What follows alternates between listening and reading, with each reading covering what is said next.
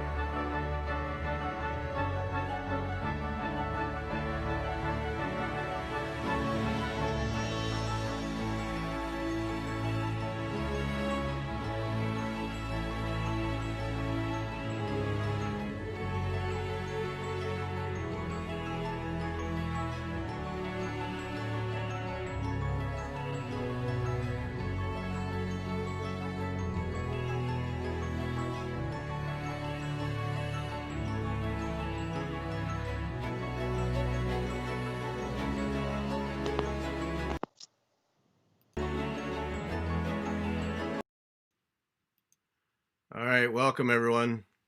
Technical difficulties, we're running a minute late here. Let's see, let's get Beth on the screen. There's Beth. Hi, Beth. All right, and here's Diane. There's Diane. Yay, hi, Diane. Sorry, folks, a little late. Just getting our act together here, so we'll be all right. Everybody has to take a deep breath, and we'll be fine. Computers sometimes just don't do what they're supposed to. So, okay, so we're good. That's Diane Grick of Silver Creek Samplers, and Beth in the middle, and me as usual on the side, which is probably a good place. Oh, Neil Peart on the drums, because he's got the biggest kit. Okay, a whole bunch of announcements, and then we'll get to Diane. So, and sorry if you didn't get much of the front screen. So tonight's drawing, tonight's prize, this is pretty huge, a signed copy of Antique American Needlework Tools from Diane, or from Dawn, not Dawn. I always want to call it Don Cook Ronigan, Antique American Tools, a signed copy of this. This is mine, but the other one's in a box because she sent it to me. So you, Gary at WeTalkFiber.com, and Thimble is the subject, and your address, name and address in the body of the email. Remember, in the subject line, just put Thimble. Don't put anything else. And then it goes to the magic box and we do the drawing. So a signed copy from Dawn of American Needlework Tools. So very nice of her to provide that for us. So thank you, Dawn. And that's, again, now I'll repeat, as I said before, this is just for people who attend the live show. The drawings are just for people who attend the live show. So you have till we sign off to do it. Then I go upstairs and do the drawing, and then we have a winner. So that's nice prize. Appreciate Dawn sending that. I didn't even beg her. She volunteered it, so that was even better. So so thanks to Dawn for that. And so Thimble, make sure just Thimble in the subject line so you go in the right box. Because, you know, as I said, you don't want to be in my regular inbox. Not good. Friday night now, the Friday night live show, our guest is Jeanette Douglas. And we're going to be a one segment part of the Sassy Jack September soiree. So the Friday night show live will be Jeanette Douglas and Kim Young, and we'll talk about some of the projects that Jeanette is doing with Sassy Jacks that will make you drool. I've seen a couple of them already. They will make you drool. And Beth, yeah, they're going to they'll hook Beth right in. And then some other things. So we'll get to talk to Jeanette. And I did an interview with Jeanette a long time ago. Don't remember when, but look that up. She's a tremendous lady, tremendous talent. A lot of fun to talk to. So looking forward to that. Then Sunday's podcast guest is Trishan Wynn of Thistle Threads. Don't miss that one. That was really good. Don't miss it. And then Tricia will be with us next Wednesday. She'll be with us live, and she's cooking up some stuff for us that I don't think anybody's seen or seen very much of. So that's next Wednesday that we'll have Tricia from Thistle Threads. So that's good. Now, the 28th, we're starting a new thing. Oh, and I have pictures. So hang on just a second. I went to the trouble of getting pictures, so I'm gonna force you to look at the pictures. So that's how it's gonna be. So the 28th, Monday night, the 28th, we're gonna start a new thing that we're calling Monday Night Hearts. All right, Monday Night Hearts, and the origin of this is to start stitching Gayan Rogers, her Patriotica Heart series. Okay. But not everybody got those because, as we know, it's hard to get hold of Gayan Rogers things. So what we're going to say for right now is on Monday nights, anytime Monday night or during the day Monday, I don't really care when you do it, we're going to stitch on heart projects. And then we're going to post our progress on Instagram with the hashtag, what is that, Beth? FT Monday Hearts? FT Monday Hearts, FT Monday Hearts, and we're going to post our progress and watch this space or keep track of us somehow, because we may do a live show Monday night to start that out, but I just haven't sorted it out. Literally haven't had time to sort these things out. So we just cooked this up. So we're going to start stitching heart projects, and so you don't have to do the Gayan Rogers thing. If you have something that has hearts, that fits the theme. And like if you listen to the Wednesday podcast today, Jennifer has 2 swans that make a heart that she's stitching. That qualifies. Just whatever. Yeah, I think if you have a heart, then stitch. Thank you, Beth. There you go. If you have a heart, stitch on Monday night. There it is. If you don't have a heart, then you're just not a stitcher at all. Right. Yeah. That's right. Okay. So that starts on the 28th, and we'll figure out if we're going to have a show to go with it or not. But anyway, just plan on that. So plan on stitching hearts Monday night and posting them, and then we'll see if we're going to have a show or not. We just got to sort it out. Then October 4, that's a Sunday, so it's going to be 8 Sundays in a row, 2 o'clock Eastern time, 8 Sundays in a row. We're going to have a live show right here on YouTube, live show, and it's meditative stitching. And what has gotten this started is the new Avlia Mediterranean basket weave design that's showing on the screen there. That's what got us started. And that's available now from Krista West and Avlia.life. And she has put together 2 other colorways, the one you're seeing and 2 others. All right. So you can get the chart and you do one of those or use your stash. And then Kim at Sassy Jacks will have kits for you. And we'll get information posted about that here in the next few days. Kim's dealing with the September soiree right now, and we kind of dropped this in on her. But she will have kits for you, so you can do that. And, of course, you can tell by the look of that thing that you can make up your own colorways, too.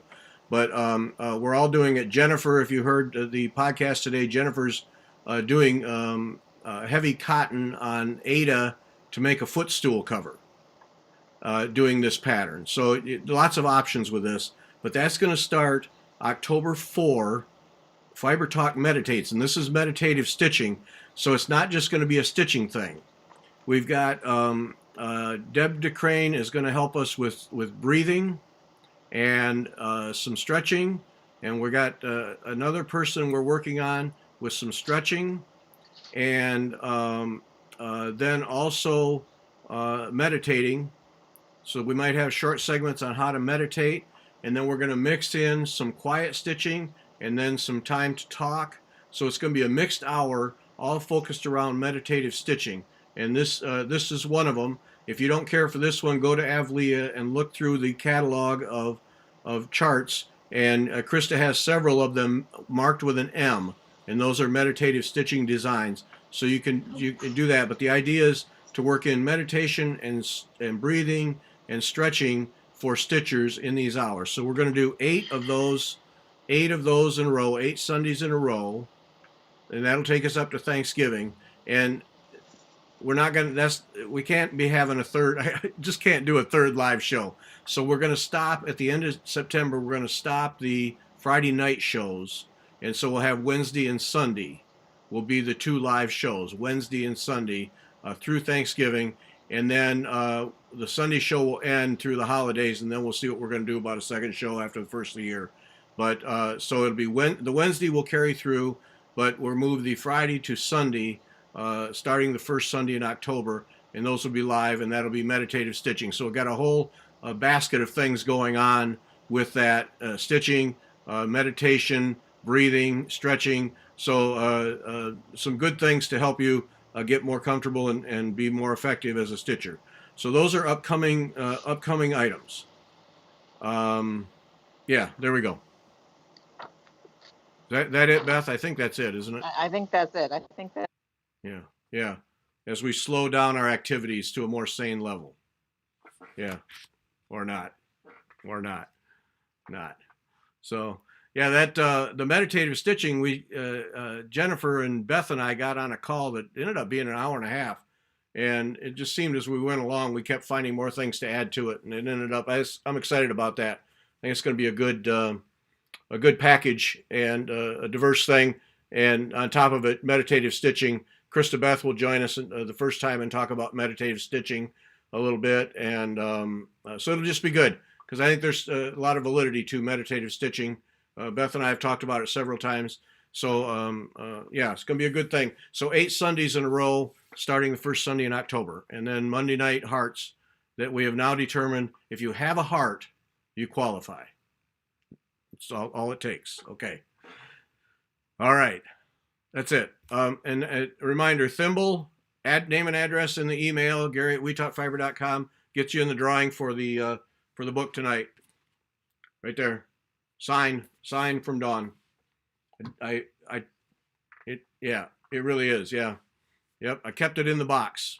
Didn't even take it out. So, yep. All right. But tonight, Diane, thanks for joining us.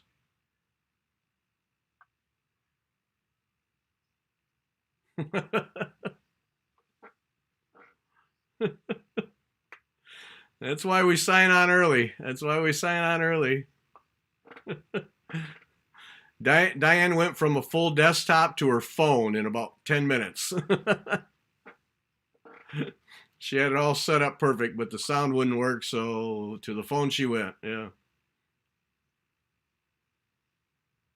Yeah.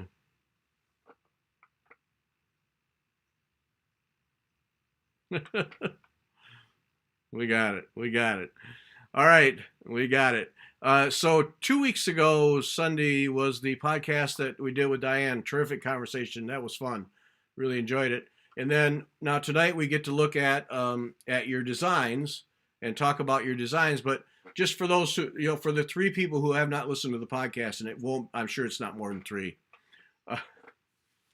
So tell us, Silver Creek Samplers. Tell us about your business. Beth, I'm going to take you right off. Oops. No, I just took Diane and me off and left Beth on. That was brilliant. There's Diane. There's me. You're off, Beth. Okay. Yeah, one of those nights. What? Oh, they can't hear Diane because she got muted. There you go. You're good now. Okay. Are we good? All right. So before anything blows up, let's talk about Silver Creek Samplers. Tell us about that.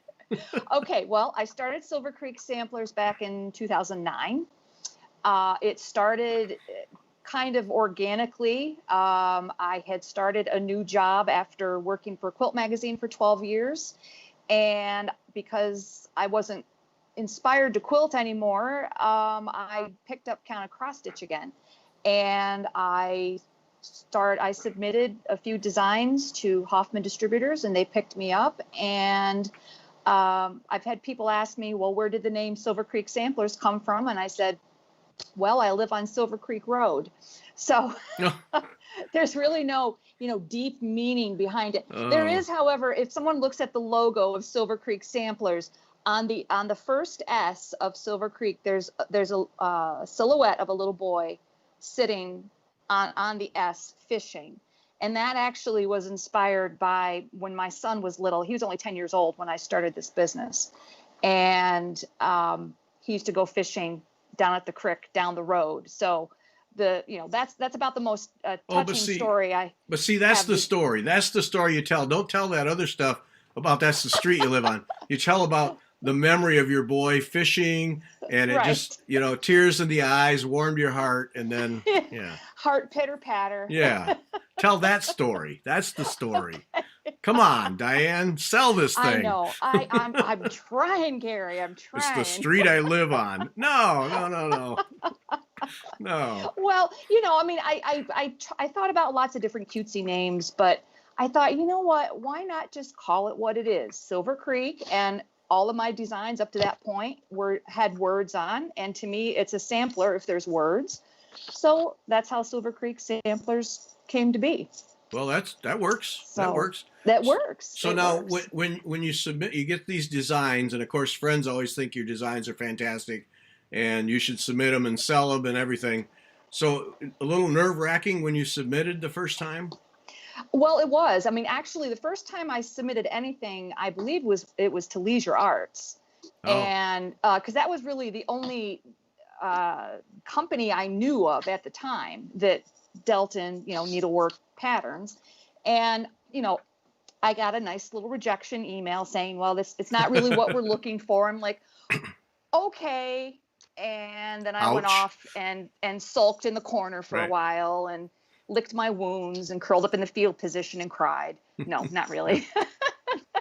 But and then I just happened across Hoffman Distributors, and I saw that they carry a lot of kind of cross stitch, and I thought, okay, well, we'll give it a try. All they can do is say no.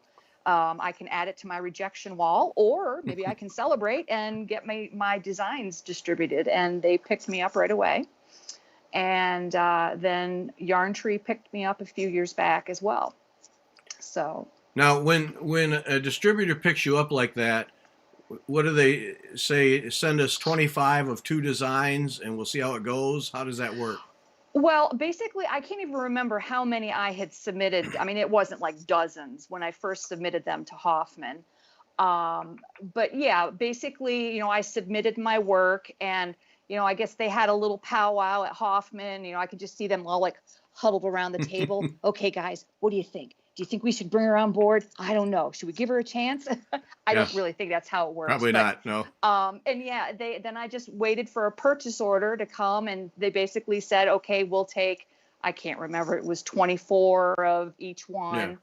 Yeah. And of course, over the years, those numbers have increased, as the company has grown and become a little more well known than it was at first.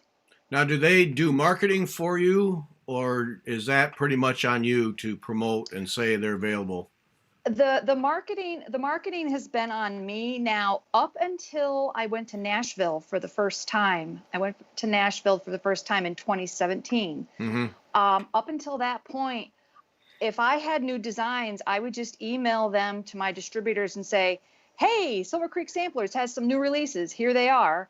And I would just, again, it was all organic, but miraculously somehow shops got the word that, oh, there's new designs. Oh, okay. But now that I've been going to needlework market, when I have a new design, I will send out like a mass email, to all the shops saying, here's a new release from Silver Creek Samplers, so that they know to look for it at the distributors. So that kind of gets you into the system so that it kind of feeds the meter. Yeah. Right. And I also, I utilize social media a lot. I'm probably one of the few that are not on Instagram. Yeah. But I do a lot on Facebook. As far as, sometimes it's just a generic fun post about the dog stealing my stitching chair when I stand up. And sometimes it's, saying, here's a new release. Contact your local needlework shop for your own personalized copy. Yeah. I can't imagine where you guys would be without social media. It's Oh, yeah, it's changed the game a lot. When I look at when I first was on social media, I don't think I was on social media until 2010, like personally. And then I didn't start my actual Silver Creek Samplers page until maybe 2012. Um, so it's really made a huge difference. And it's so nice. I had a blog when I first started. yeah, But then when I went on social media, I was very much attracted to it because I could just sit down real quick and do a real quick post and reach a whole lot more people than I could with my blog. right. So, and then recently, I have a website also that's up that have every single pattern that I've released over the past 11 years. I think I have, I don't know, 60 or 65 patterns that I've released. So I mean, and that's just more or less, it's informational, but some of my patterns are older and they are hard to find. So I figured this way, stitchers can still see what it's available. Right. Yeah. They can always contact a shop or contact me personally. So Yeah. So all of your designs are available. You haven't retired any? I don't retire any of them. I don't. The distributors, of course, it's business, and they Right. look at their numbers, obviously. So they will have patterns from many years ago that they have discontinued. But I have gotten.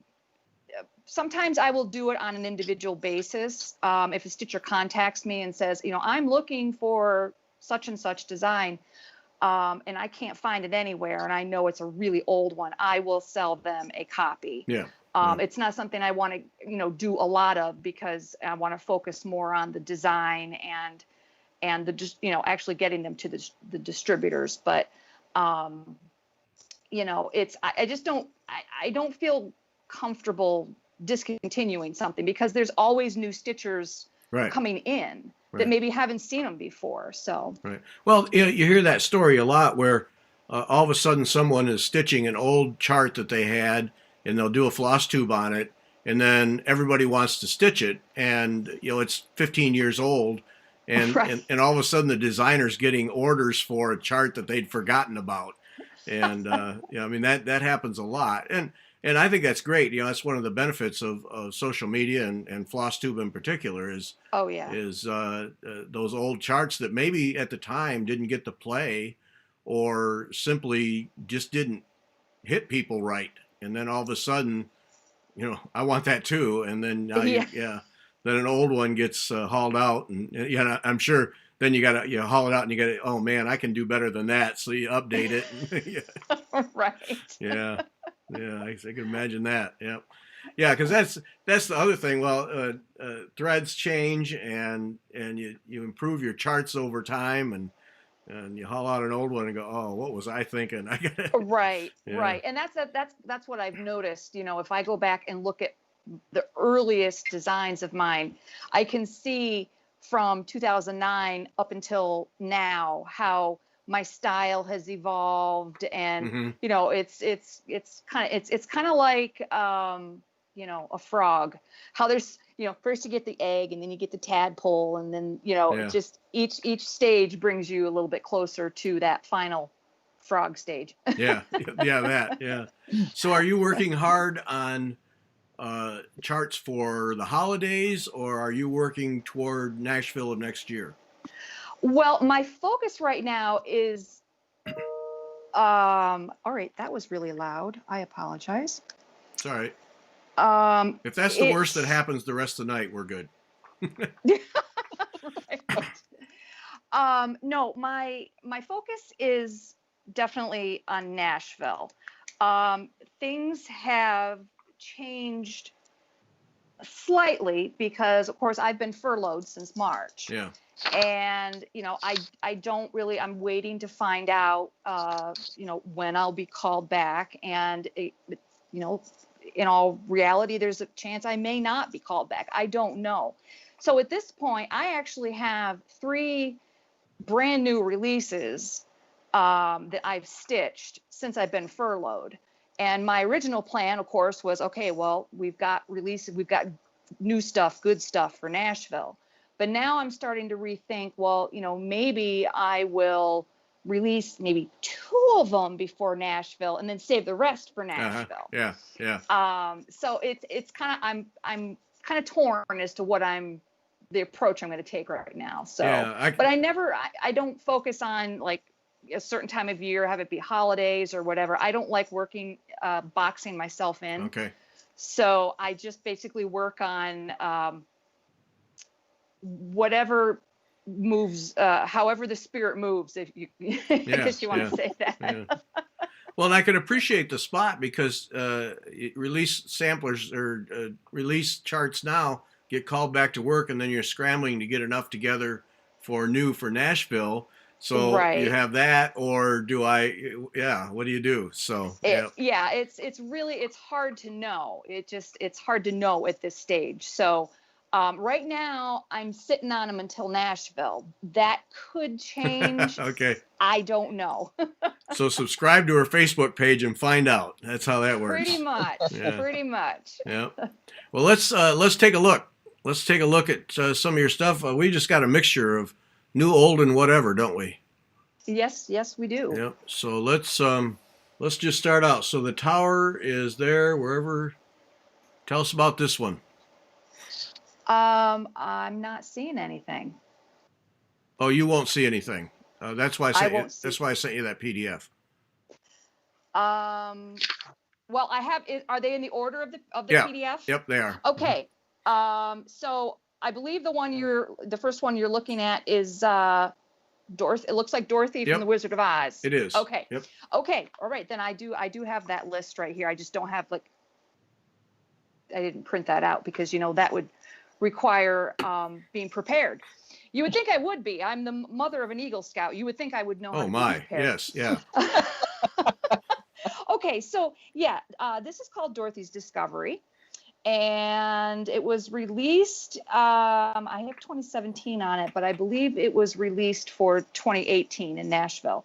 And this was actually inspired by a meme that I saw online, and it said basically it was saying something about you've always had the power, my dear. And it was from a quote from Glinda, the Good Witch of the North and the Wizard of Oz.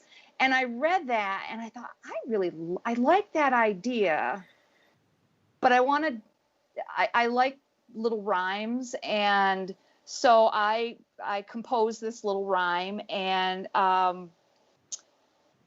just kind of, once the rhyme was done, I added the Emerald City off in the distance there. And there's even, I don't know, there may be some people that have stitched this and didn't think about it, but if they're true Wizard of Oz fans, they will know that in the Emerald City, in the field, that's the poppy field, those little red dots that are underneath. So that's the poppy field that they walked through. So normally I don't do a lot of embellishments. I don't really do a lot with like metallic flosses or anything because let's face it, they can sometimes be quite bothersome.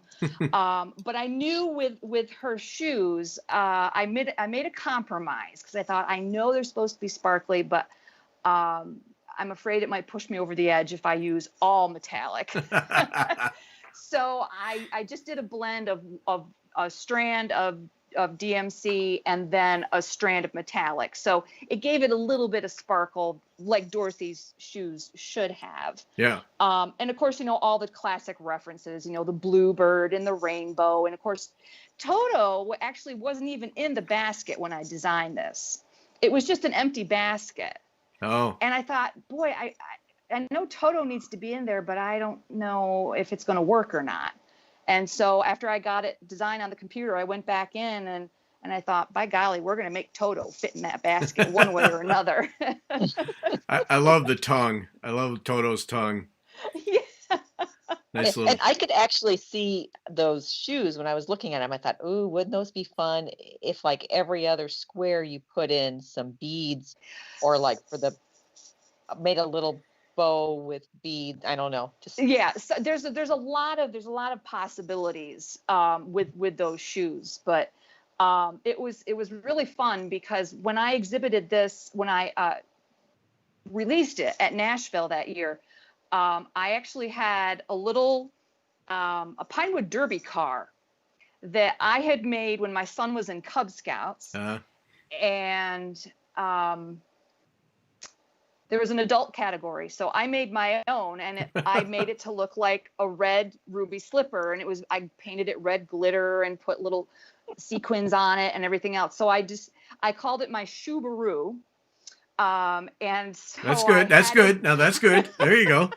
I had it displayed next to Dorothy's Discovery, and it was a lot of fun. You know, it was something that people would come in and say, "Is that a Pinewood Derby car?" So yeah, that was just a fun little prop that I had with Dorothy's Discovery. Yeah.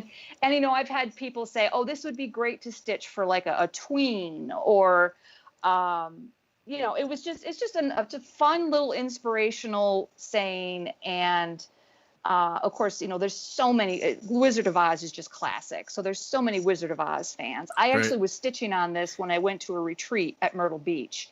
And there were stitchers. It was kind of like vultures on roadkill.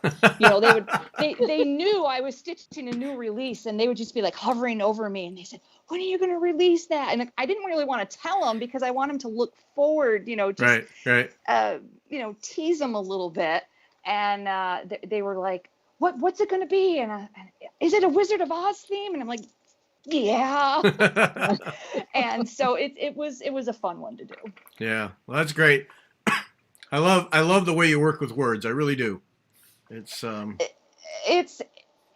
little bit it's a little different, I know, because not all of the letters are on the same plane, but it gives it, I feel that the style of letters that I have developed over the years, it just gives it a more much more fun, whimsical look to it. Yeah. And you don't feel like, oh my gosh, are these words ever going to end? You know, because it just kind of flows along with the design. Right. Well, to me, it does that, but also it becomes art to me. It's not just words slapped on a space. Right. It becomes art. They weave together and fit together. And I just really like the way you go about those. All right, we're going to move on. So did you ever do calligraphy? You know, that was an art form that I never mastered. I adore it. I tried it. I remember once as a child, I got a calligraphy set. I was maybe in 5th grade at the time, and I got a calligraphy set. And I never got the hang of it. But I have a lot of cool fonts on my computer that look like calligraphy. There we go. All right, next one, do not worry. Okay, yes, this was one, I mean, you can see the date on it is 2008. So this was one of my very early releases. It's actually called Eye on the Sparrow. In hindsight, I thought, why didn't you just call it Do Not Worry, since it says it in all caps across the top? Now, this one, you can actually see the difference in my lettering style compared to what it is now. It was, like I said, very early on, and after I designed a few with this lettering style in particular, I thought, well, if I have a sampler or design that has a lot of words, that is going to be one mammoth, huge design. And not everyone has, number one, the time to put into a huge design, nor do they have the wall space to hang a large design. So I thought I need to rethink my lettering style. But this one in particular, this was a really fun one to do. And of course, it does have a spiritual reference to it. This is one that I actually have hanging in my home because, you know, especially throughout these past almost 6 months. Yeah. You know, it's something I need to look at every once in a while, well, more than once in a while, and remind myself, I don't need to be worrying. Everything's going to be okay. You know, he watches a sparrow. He's gonna give me what I need to. Yep. Yeah. No, I love this one, and as we talked about in the podcast, I just love the way that you do spiritual things without they just come across without being forced on people, and it just is. You have a touch with that. There's something about how you do it. I don't know what it is, but Yeah, well, it's something that I don't know how it happens either. I have a lot of people that say, "Well, where do you come up with your designs? How do you come up with them?" And I said, "It just happens. I guess it's just a gift." My fiance has said to me before, he's like, "You're the way you design and your whole style and your whole approach to your samplers, it is a ministry of sorts, Hmm. and so it's kind of a way that I can reach out in a lot of different ways, not just religiously and spiritually, but just reach out with, fun and inspiration and faith as well." Yeah. No, you have a touch for that. I really enjoy it. All right. The, Thank you. the the kiss the kiss of the pardon. What? Okay, this one is called Garden Bliss. And this was actually one, it says that it's the kiss of the sun for Oh, pardon. I wasn't putting the pictures in. That's where I'm having trouble with this. Ah, what an idiot. What an Yeah, idiot. didn't you ever do that as a kid? Those little word picture That's things. Well, right. These are like emojis, Gary. Come on. okay. I'm a bonehead. What can I do? I get it now. Well, I get it. Okay. It was one of these things that I could have put the words in, but I thought, well, I have a little girl working in the garden here, and why put the word sun in when I could put a picture of the sun? This was one that I actually got an email from a stitcher, and I believe as the story went, now this was one that released, I stitched it in 2014. She said that this little poem in particular, I believe she said it was her father's favorite poem, and I think she said they had it read at his funeral or memorial service, whatever Uh-huh. the case was, and wondered if I ever took suggestions on designs, and if I did, would I consider designing something with that verse, not for her personally, but she just really had a very strong attachment to that poem. And I read it and I immediately could see in my head, yes, I can do something with this. Okay. Um, so, and of course, the little girl that's on her knees. One thing you'll notice with a lot of my designs, if there's most of them have females in, and they have red Yeah, I hair. was going to speak to you about that. Never mind. Never mind. Just Yes, never mind. it's definitely a theme. And I've had people say, well, I stitched that, but I changed the hair color. I hope that's okay. And I'm like, yeah, that's perfectly fine. My feelings aren't hurt. Yeah. Face is hard to do. It depends. Faces can be hard to do, but because my style is what I call folksicle, it's kind of folksy, it's kind of whimsical. I feel like it doesn't have to look like realistic. It Hmm. can be kind of fun and quirky. This one in particular, looking back at it, I looked at her face and I thought she looks kind of scarecrowish. But faces can be hard to do, but overall, I haven't had too hard of a time, depicting the faces. Yeah. Yeah. But yeah, that was a fun one to do, and there's a lot of little hidden things, like there's a bluebird that's sitting on the handle of the rake, and down by the watering can, there's actually a little worm that's there. So there's lots of fun little hidden things in there too. Yeah. No, that I was enjoying that while you were talking. Now that I know that the pictures are replacing words. Whoops. Jesus. You're thinking I just didn't spell check or check my grammar when I was designing these things. No, I figured it was me. Oh, I was pretty common. Yeah. But it just, yeah, that's what it, the more you look at it, the more you see in this thing. It's fun. Yeah. Right, Yeah. right. So, all right. Now we have booze and spirits. Okay, this was actually one of my brand new releases at market just this past March. This idea came to me in November of 2019. It is a time in my opinion, where as a designer who is prepping for market, you really don't need to be, or you shouldn't be spending your time designing a new design for market coming up in November. Yeah, Because yeah. there's so much other prep work that needs to be done. But I designed that, and this was a super fun one. I came up with the idea when I was sitting at work, and I just thought, oh, that would be a lot of fun. And I came home, and I think I spent a lot of the weekend designing this design in particular. And my fiance sat next to me, and we're thinking of all these funny little things that we can say about the booze and spirits.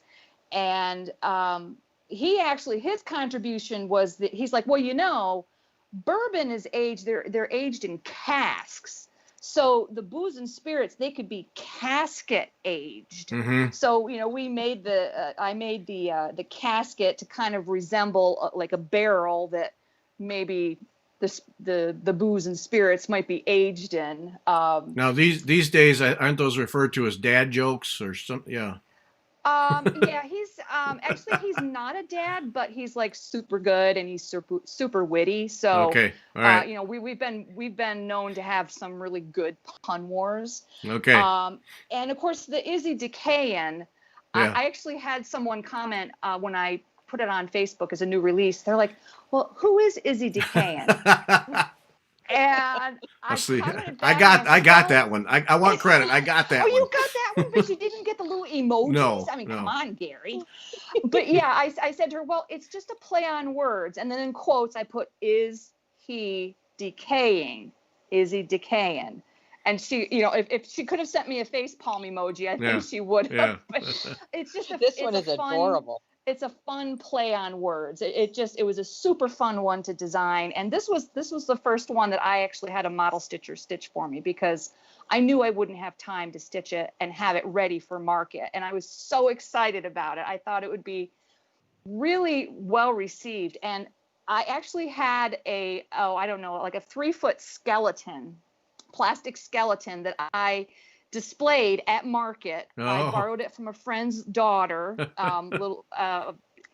His name was Jeff. They informed me his name was Jeff. And I did all these videos with Jeff. In pictures on the way down, getting the hype about this new release with the skeleton in. So yeah, that was a fun one, and it was a collaborative effort between Clinton and myself. So it was fun, and he got to see again how the whole process works and how the magic happens. But he's sworn to secrecy. So okay. I love the bow tie. Now it's looking like, oh no, she got it. We're going to have to explain that to Deb DeCrane there, but no, she got it. Okay, good. Deb's okay for now. Everybody just exhale. She's fine. She's going to be all right. Just had a moment there. All right. Now here we have, now there's no pictures in the words. On rocks beyond the sandy dune. Yes. We go mermaid now. Okay, this is called Melody's Song. I went to a local stitching retreat. It was just a Saturday and a Sunday, and it was really, there were no like special teachers or anything. It was just a fun time where the local needlework shop, we ate lunch there, and we just stitched and had a good time. And there was a lady, she knew I was a designer, and she said, "Do you have any mermaid patterns?" And I said, "No." Well, but watch me. You should design one. I love mermaids. And I said, okay. Really is not my style, but I'll let the idea marinate. And wasn't too long before I could see what was going to happen. And I wrote the little verse. That was just a fun little ditty that I wrote. And it just, magically fell together. There was a debate on melody. The melody, it just seemed like, well, it talks about it talks about singing a winsome tune. So I figured her name really needs to be Melody. And that sounds kind of mermaidish anyway. But of course, she has red hair. This was one that I had a stitcher say, well, I gave my mermaid, I'm going to give her blonde hair. I said, okay, equal opportunity. Yep. You know. But there was a debate when I released this as to which arm is which, the way she is sitting on the rock. Which arm is holding that little seagull. And so it was so funny, though, the whole Facebook post and all of the comments, and some people thought it was the right arm and some people thought it was the left arm. It's actually, as she's sitting, it is her left arm that is reaching out, holding, and it's her right arm that's kind of back behind her. But okay, it was just a fun one to design, and I know that I gave a free copy to the woman at the retreat the next time I saw her, since she was kind of the one that requested it and kind of inspired it, I guess you could say. So now it's interesting. This one shows it in particular. It seems to me a subtle challenge to have linen with some color in it and then put text on top of it and not have it disappear into the linen, but not have it overwhelm the piece. It's funny you mentioned that, Gary, because this one in particular, I remember I didn't want the words to overwhelm the actual mermaid. Yeah. I wanted them to be easily read, but I thought, what do I do? What I ended up doing on this one in particular, I did stitch that one on linen. For the words, I just used one strand of floss. So it was a little less bulky. The stitches weren't, they were just a little bit softer looking. Okay. And everything else, like with the mermaid, I used 2 strands. But with the verse in particular, I just used one to kind of like draw it back a little so that the verse wasn't screaming at you. Yeah. Okay. All right. So there's a little trick there then. Yeah, it was just, I thought, I wonder if I just use just one strand, and it worked really. I think it's a 32 count linen. I have not mastered anything higher than 32 count. So, okay. But it worked well. Yeah. Okay. I just noticed that, and this one, it really shows up where the words are there. I can read them, but they don't disappear and they don't overwhelm. There's the kind of that middle ground there. That's right. Yeah. Yeah. Okay. All right. Now, this one is my favorite. The moon said to me, I don't know what it is about this. But I really like this one. Okay. That one is called Moonshine. That one was another new release at Nashville Market this year. This was a really cool one to do because, again, on social media, I saw a meme about, it wasn't in rhyme or anything, but it was about to be like the moon and just shine no matter what. Don't wait until it's a full moon. Just shine no matter what stage you're in. Yeah.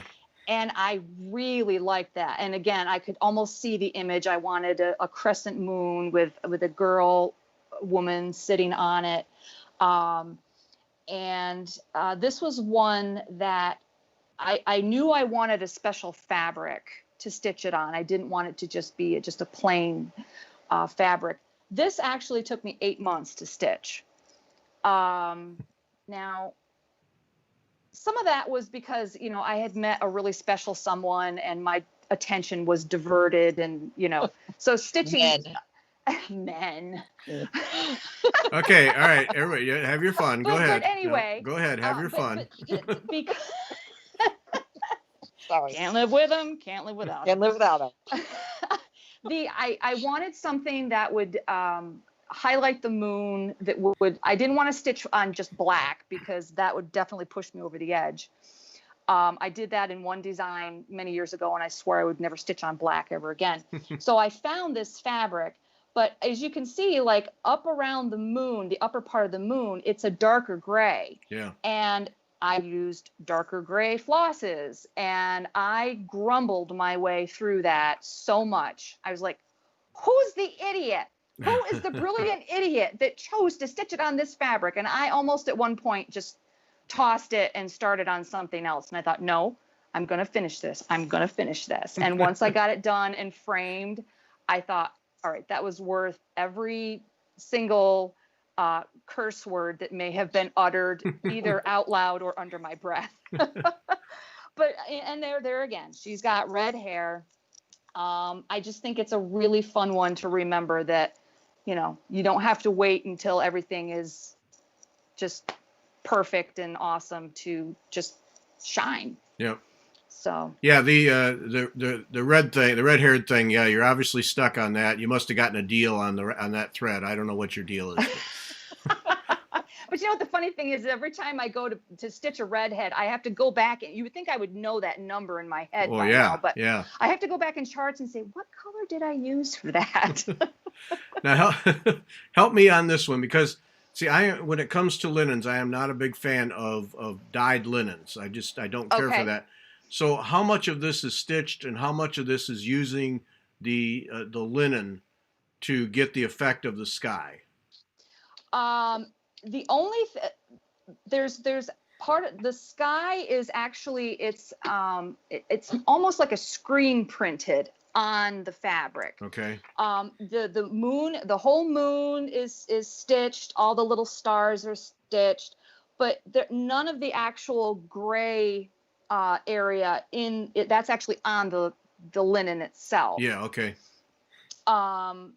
And I thought I was on a roll. You know, I always start stitching in the middle of my designs, and then just kind of work my way out.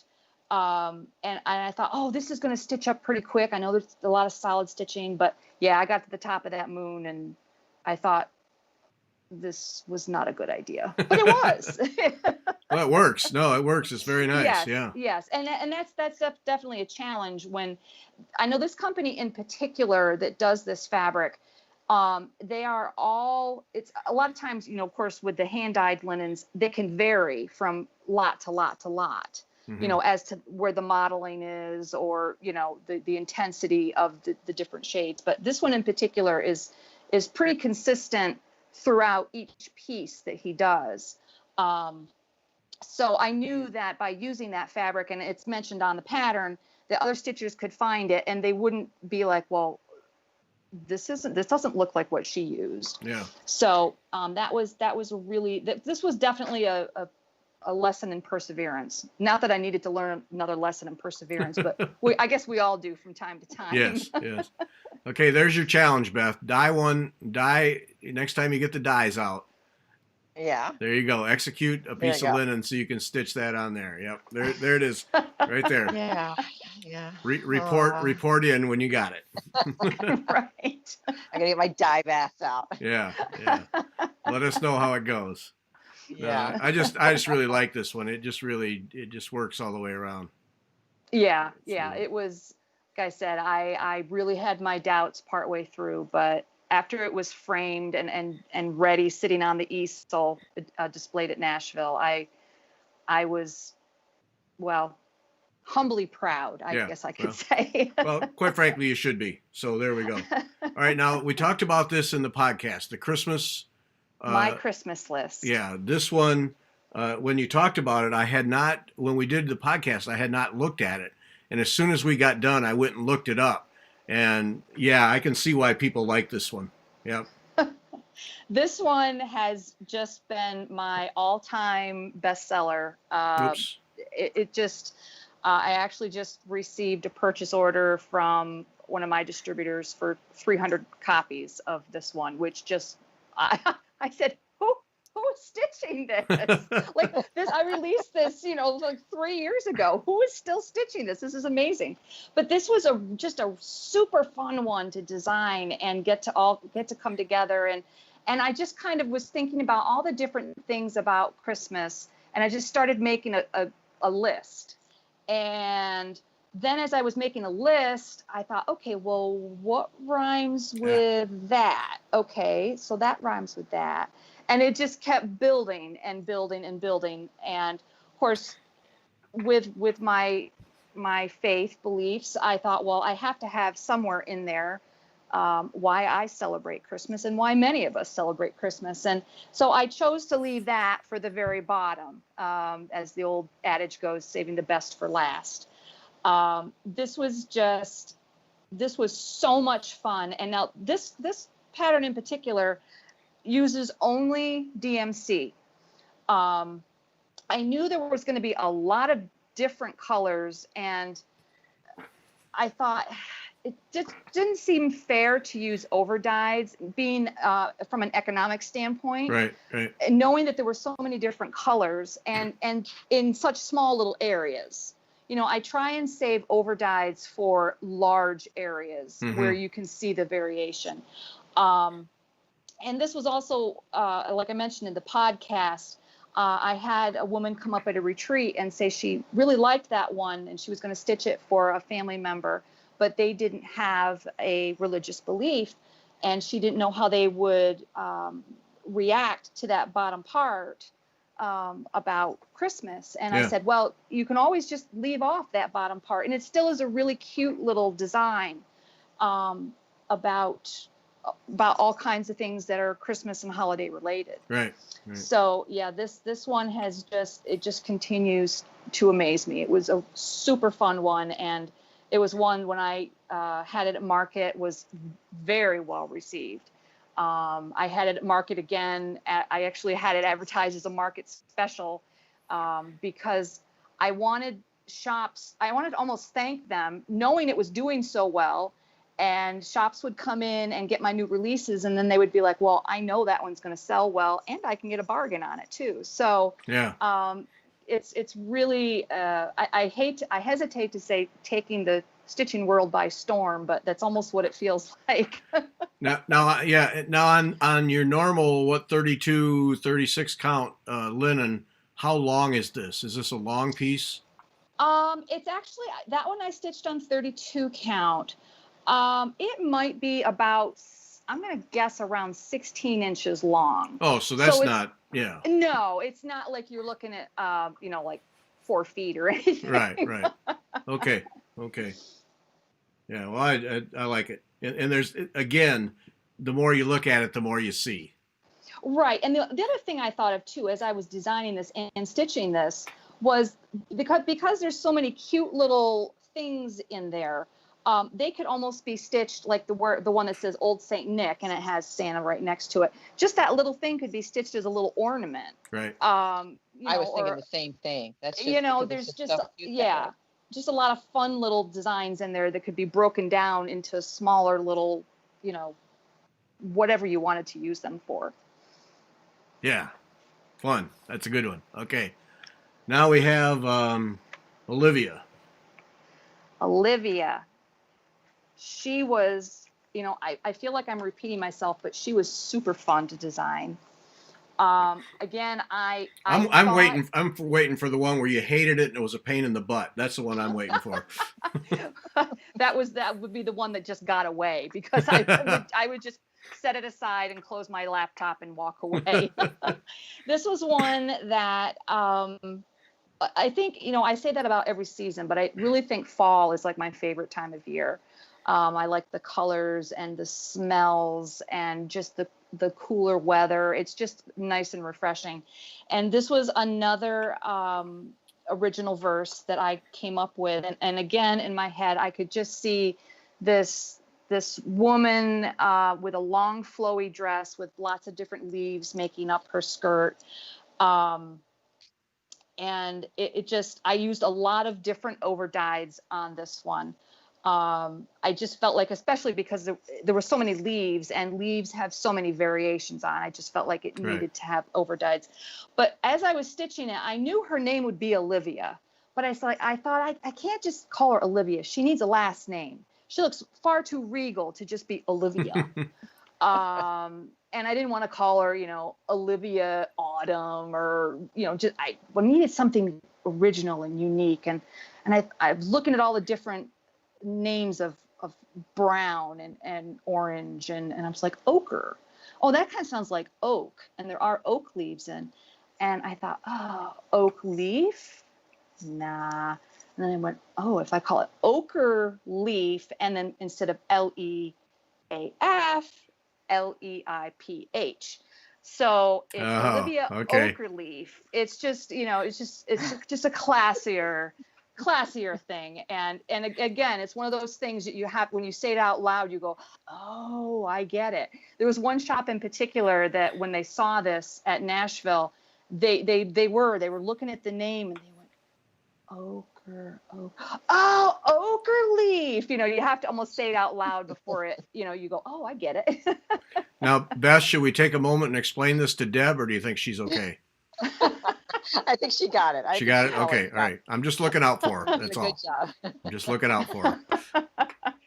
Yeah.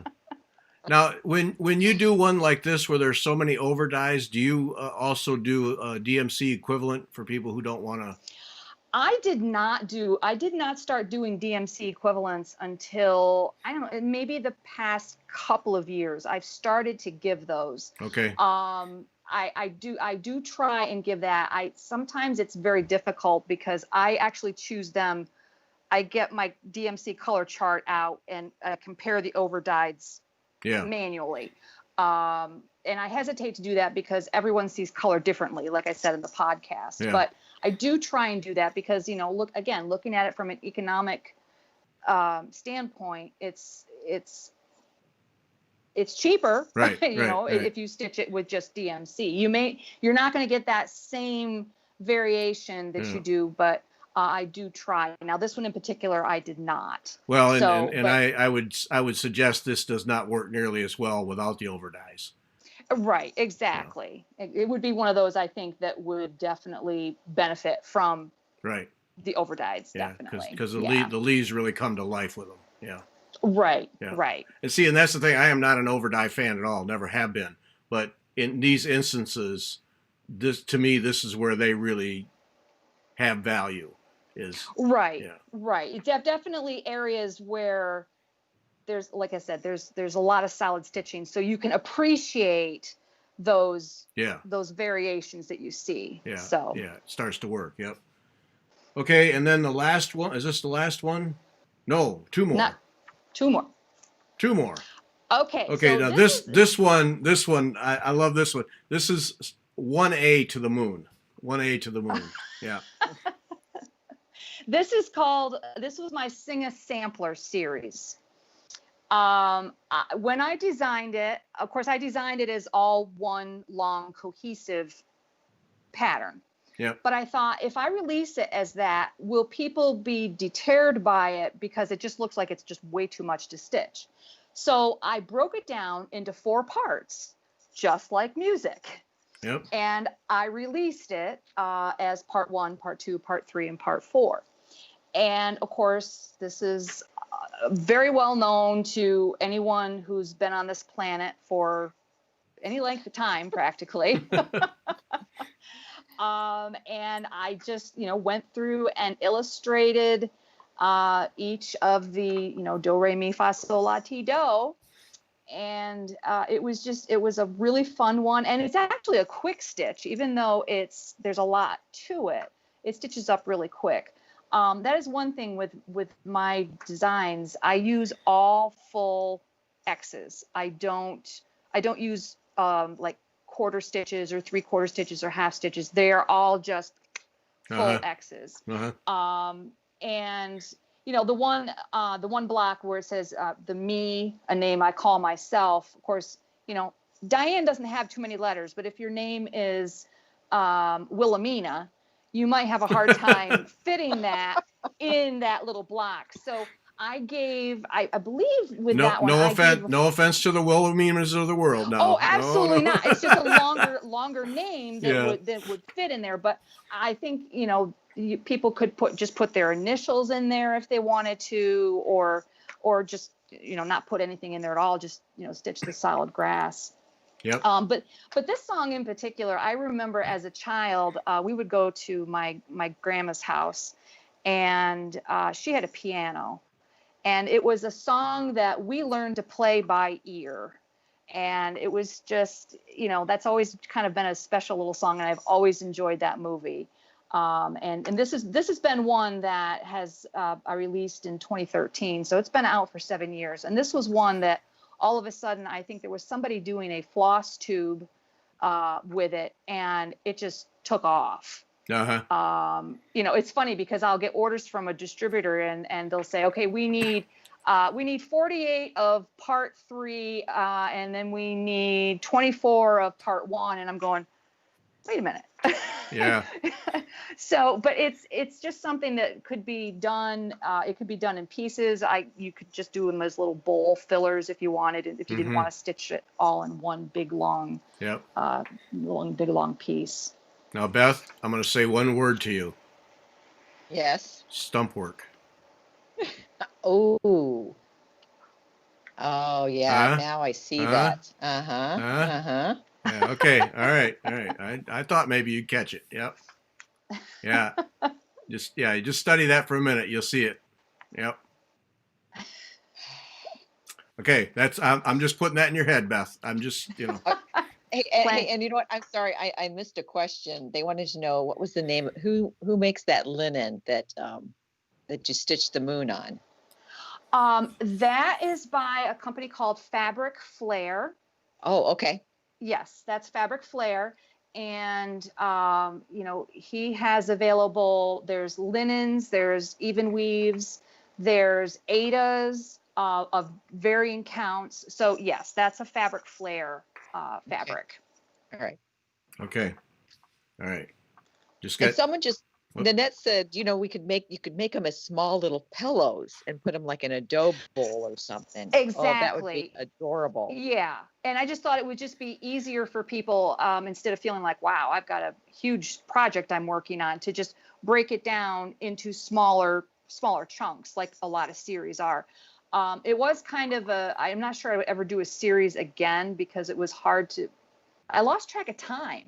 I'd be like, oh my gosh, it's time to release another part. But I also, again, I thought about it from the economic standpoint too, that if I release it, as parts, it's a little more affordable than if you were to buy the entire pattern all at once. Right. So today, how is that available as an entire? That is available for 4 parts. Like you would buy part 1, part 2, part 3, and part 4. Okay. Yeah. It's not available like as a complete set. I mean, not unless there's shops out there that are just like maybe possibly bundling them together. I don't know, but that was my intent when I released it, to just, people could just buy them each piece as they went along. Yeah. Okay. All right. That one's in my head. Okay. Are we going to have a sing-along? No, Okay. not in that way. No, it's in my head from a stitching perspective. No. Okay. No, the only singing is going to come from you or Beth. That's No. Okay, Beth's out, so it's all you, Diane. It's all me. Okay, well, we'll do stitching for now. Maybe another time I'll sing for you. Okay. Now I didn't intend to end on a more sad one, but I really like this one. When Life is Done. Actually, I was very glad that this was the last one. Oh, okay. When you sent me the list. Okay. This was actually one I had designed for a few years. I had planned on stitching it and putting my grandpa's initials in there. But I just never, it just didn't, I don't know what it was. I guess it just wasn't time for me to stitch it. But my mother passed away quite unexpectedly in February of 2018. It was actually, it was probably 3 weeks before market. And I decided my sister and I would go to market, because I knew if I didn't, Mom's spirit would probably come back and kick me in the behind and, say, life goes on, Diane. Mom was my best friend. She was my biggest supporter, my biggest encourager. She was always reminding me that I could do anything that I set my mind to. Mm-hmm. And as I was at market in 2018, of course, still in a lot of shock, the fact that Mom was gone. Sure. At the end of market, I knew exactly what I was going to start stitching when I got home. Oh. And so I got this out, and put mom's initials on the stone, and I stitched this in memory of my mom. It's time had come. Yeah. Yeah, Yeah. it's time had come. And I also knew that, looking at it from a pattern standpoint, I mean, obviously there's a very personal story attached to it, but I knew that there weren't a lot of memorial samplers out there that weren't like some of the antique memorial samplers can be a little on the morbid side. Like a lot on the morbid side. A lot on the morbid A side. lot. Yes. Yeah. So I wanted a memorial sampler that was a little more uplifting. And the two cardinals on there actually, there's a legend, I guess you could say, that when you see a cardinal, it's a loved one from heaven that's visiting you to let you know that they haven't forgotten about you. Uh-huh. So I put two cardinals on there because I have one sister who's 2.5 years older than I am. And there's also two flowers that the girl kneeling next to the stone is holding two flowers.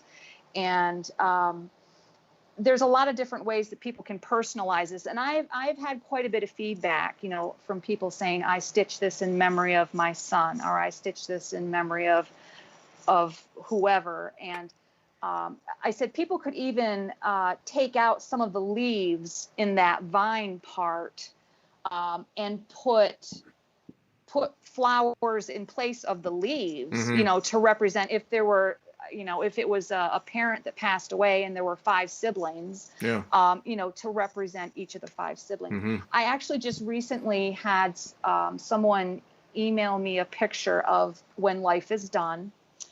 And instead of the cardinal that's towards the right hand of the design, she put a butterfly in there. Oh. So I think, this was one of those pieces that it brought a lot of healing to me when I was stitching it. And it, I think, has provided a lot of healing for a lot of other stitchers as well. Yeah. And this is another one that hangs in my dining room. Uh-huh. It's just a really special piece. And when I saw that was the last one, I'm like, way to go, Gary. Good pick for the closer. Okay. Well, we did have one question about the previous one. They wanted to know, is the saying on the bottom included with one of the parts?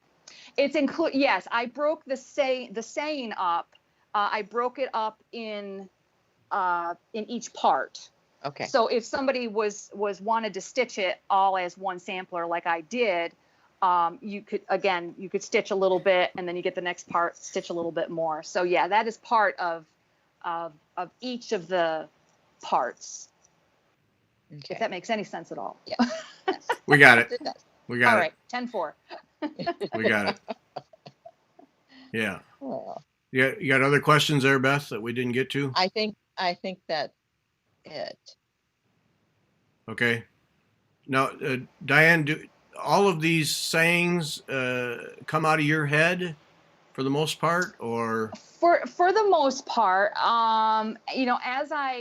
one thing I did for market this year is, since my website was still being developed, I wanted to give shop owners a catalog when they came into my suite that they could take back to their shops, and it's a catalog of every single design I've ever released. And as I'm looking through the catalog, for the most part,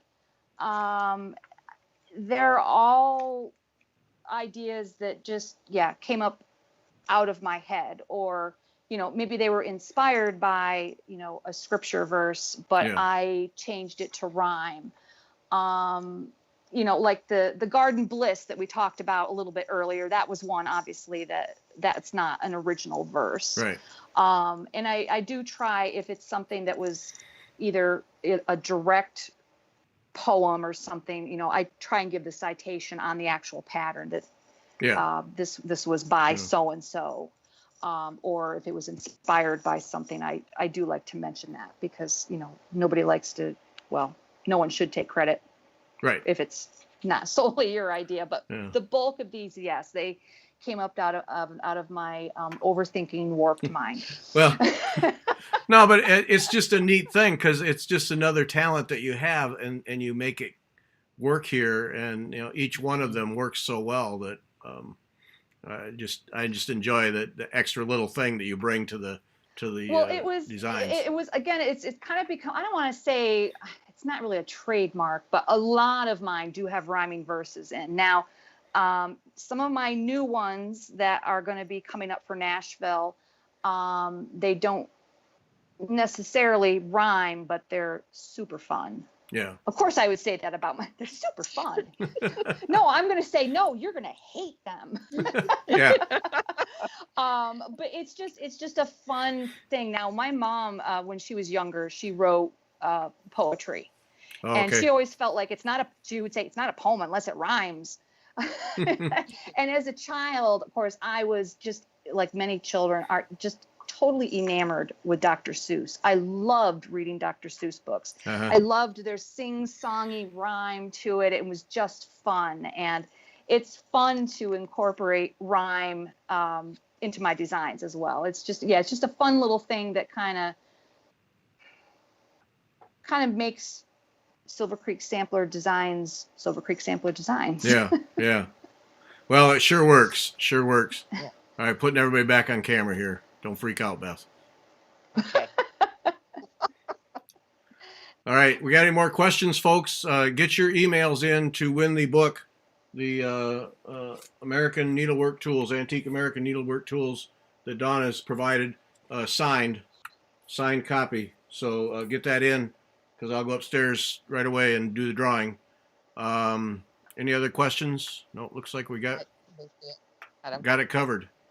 Diane, thanks so much. That was fun.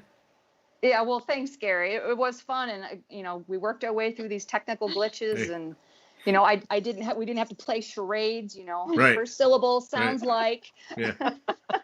That would have been ugly. Yeah. That would have been. We'd be playing Pictionary, Right. holding up, drawing little sketches. Yeah. No. No. All right. Well, thanks so much, Diane. Thanks to everybody for joining us. Now, back here Friday night with Jeanette Douglas and Kim Young. And thanks for joining us. And thank you, Diane. It was fun. Okay, thanks a lot, Gary. It was nice meeting you, Beth. Nice meeting you, Diane.